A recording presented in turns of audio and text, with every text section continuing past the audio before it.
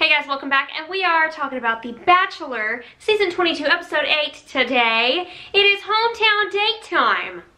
Hooray! We get to go to everybody's hometown, and we get to see where they came from, and all the other not interesting things at all. So yeah, let's just go.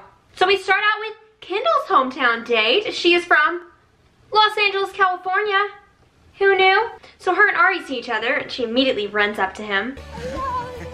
If that's not one of the most unnatural, uncomfortable things I've ever seen in my entire life. So as we know, Kendall is a taxidermist, and she just needs to bring Ari into her little world. Whoa! Right? Welcome to a taxidermy room. So she shows him all of her dead things, and then, what do you know? They're gonna make some more. They're going to mount some dead rats. Yeah. We're each going to have a skin. I'll give you the bigger one. How nice of her. So they stuff the rats and then they play with them? You're so beautiful. You're so rat-tastic. What is going on? What am I watching? Where am I? If Kendall and I move past this and we're engaged, she can have her little room where she does her taxidermy, and I'll have my garage where I work on cars. Wow, what a marriage. That is the dream right there.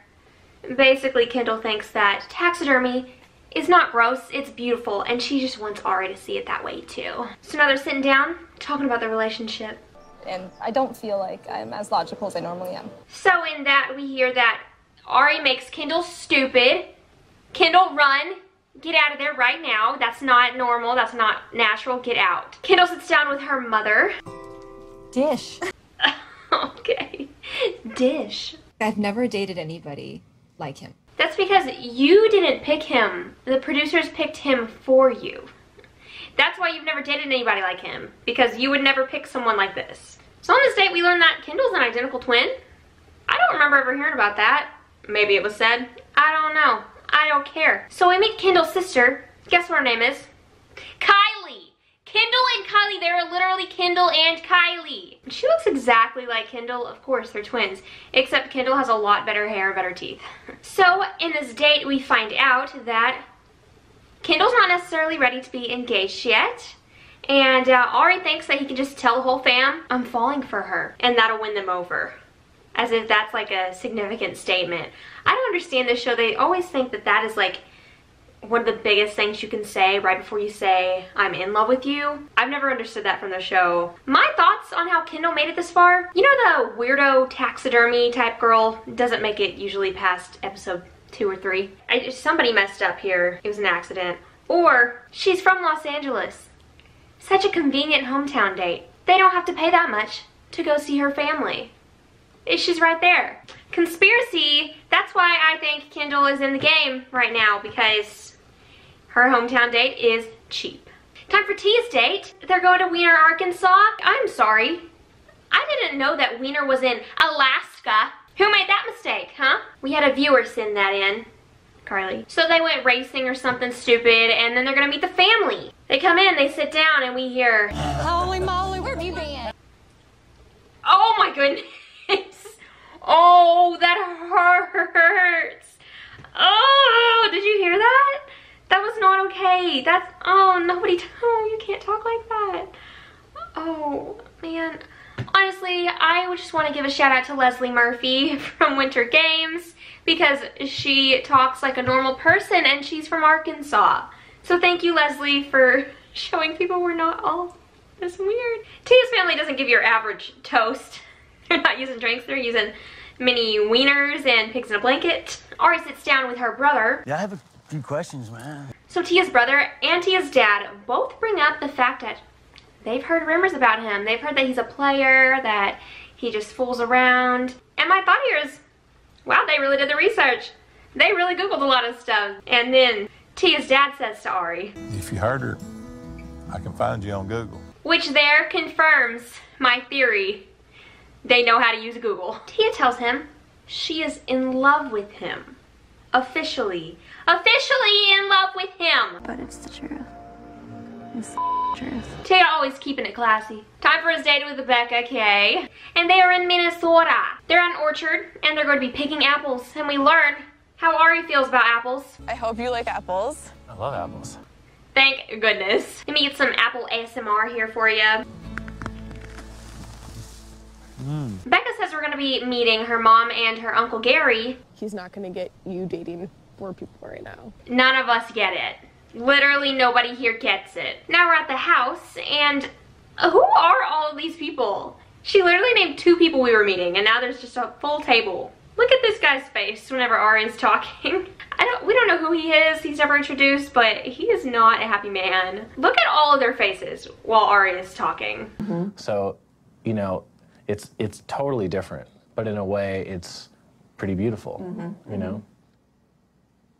Okay. You can tell they don't know what's happening. They don't know where they are. They don't know why this guy is here. They don't know what Becca's doing. Oh, what a situation. Becca asks her mom if she's ready to give Ari permission to marry her. No. Time for Lauren's date. Virginia Beach, Virginia. And they are riding horses on the beach. I just want to know what happens whenever a horse takes a massive dump onto the beach. What do you do? Who cleans it? That was my main concern here with this date. Now Lauren's dad loves golf and he asks Ari if he plays golf. So, do you play golf by chance? I don't actually. You don't? You live in Scottsdale, you know? I know, it's like the golf mecca. I know, right? Oh yeah, the golf mecca. Yeah, the mecca. Ari steps out like he always does with Lauren. Let me step out real quick, okay? Then he just goes outside and blots his face because he's really sweaty. Lauren's mom asks him, Are you saying the same things to these other people? yes, he is. He's saying he's falling for them, that they are amazing, that they have such a connection, and can I have your blessing to marry your daughter? I don't know if this has always been a thing or what. I don't remember them asking every single parent if they could have their hand in marriage. Maybe I'm just remembering wrong. It's been a couple seasons since I've watched the show, but is that like, does that really happen every time? They go around to every single parent even though they know they're not going to marry 3 of them and they ask for their blessing? Because that's kind of messed up. I know that he's like a very honest and genuine person, and I don't think he would have said that to me if he was saying that to other people. Wow. Lauren thinks she has it in the bag. It's nice to see you so happy. Have you seen a more sad face in your entire life? She does not look happy. She looks so upset. She seems awfully convinced that it's real. Yeah, she seems convinced. We definitely aren't. Time for the ever-dreaded rose ceremony. And then Becca says to Chris Harrison, You look sharp. Thank you. he looks the exact same as he has looked since 2002. What do you mean he looks sharp?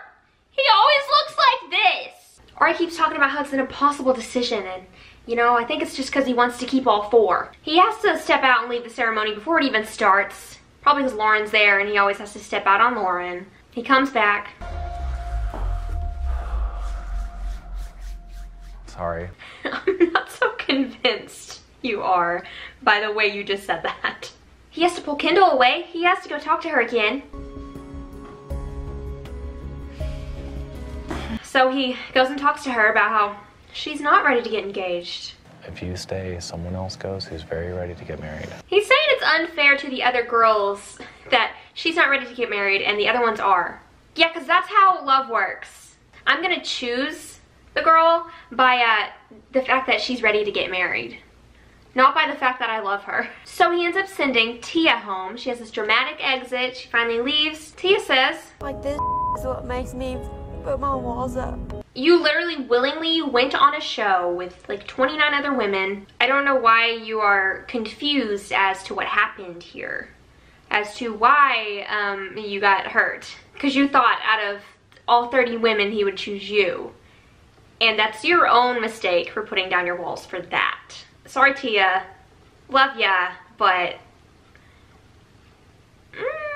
So yeah, our loser of the week is Tia, coming in 4th place. I don't know, I really think it's just a tough decision for him because he's just having a hard time trying to figure out who he's gonna sleep with on the overnight dates, you know, the fantasy suite. So, yeah, that's a tough decision for him. There you go. So that is it for episode 8 of The Bachelor Season 22. The suckiest season so far. Please click subscribe if you are enjoying these videos and you want to see more like this. Thank you guys so much for watching. I hope you enjoyed this video. If you didn't, then okay. And I will see you tomorrow with a Bachelor Winter Games video. Thank you guys and goodbye.